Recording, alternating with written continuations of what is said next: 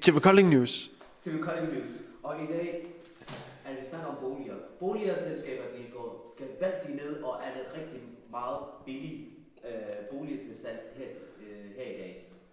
Så hvis du har lyst til at købe en bolig, så er det til billig pris, en stor villa med swimmingpool og stor have, så er det lige nu, du skal købe sig kun til 1 million kroner. Det lyder fandme kedeligt, Aaron. Okay. Hvad for et slags liv har Lindsay Kessler levet? Aner det ikke. Hun prøver på at være... Hendes mor er lige død. Ja. Alle er jo i sorg over, at Lindsay Kessler er med sin mor. Hvor kan du bede om det, du stille? Så Aaron, vi er jo i praktik hos TV Kolding lige nu. Hvad er det, vi laver mig og dig lige nu?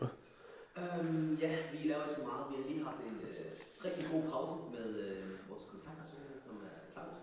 Og vi stresser lidt af at spille lidt en ny slags radiofil.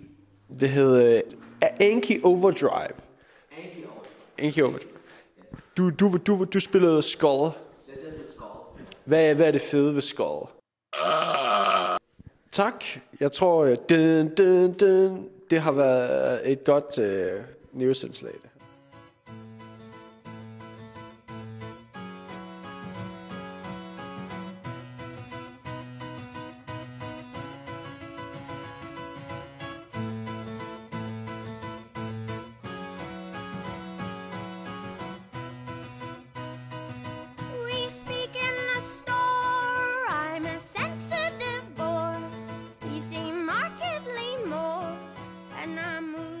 Hej.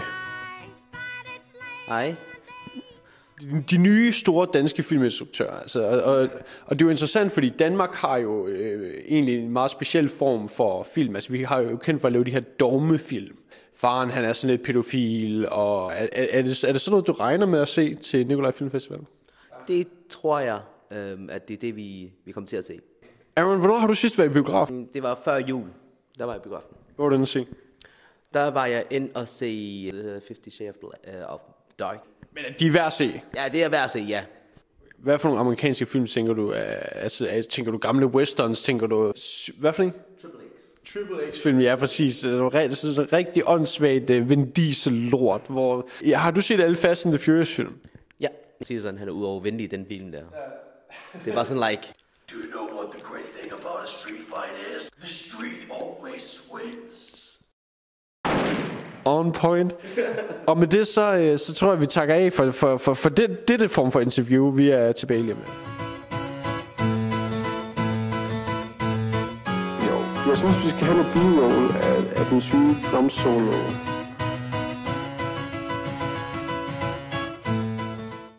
Walla, Aaron.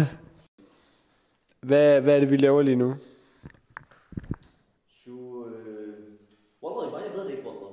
Jeg så, jeg ved det ikke, vi sidder her, mange kameraer, der kigger på mig, lyset skælder på mig, så jeg ved det ikke, Wallah. Så Aaron, han er en del af et kulturprojekt i Kolding. Kolding er kendt som en af Danmarks store kulturbyer, og Aaron, han er en udvekslingsstudent fra... Du er fra Mohammedanien. Ja. Jeg er Mohammedanien. Så det her, det er jo sådan lidt mere up and personal interview style, hvor at man kan sige begge vores faces, hvor du lige prøver at smile, og så reagerer jeg på det, ikke? Og så kan man ligesom sådan sidde og se begge vores ansigter, og det kan vi ligesom sidde og klippe ind imellem, og så får man en eller anden effekt af det. Yeah. Hvad synes du, hvornår er det optimalt at bruge den her form for interview? Det er, når man skal have sådan en debat mellem journalisten og den, som er interview. Hvor det er vigtigt, at begge parter er i spil. Ja. Jeg synes, det er rigtigt med debat, især hvis journalisten skal forholde sig kritisk til det, du ved, lad os bare tage pædofil en gang til. Og jeg ved, at han er pro pædofil, ikke? Altså han synes straffen skal.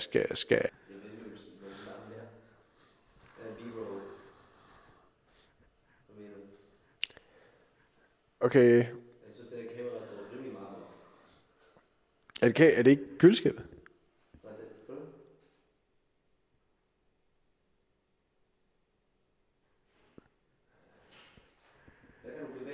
Hver gang jeg bevæger mig. Wow. Okay. Aaron, lad os snakke om...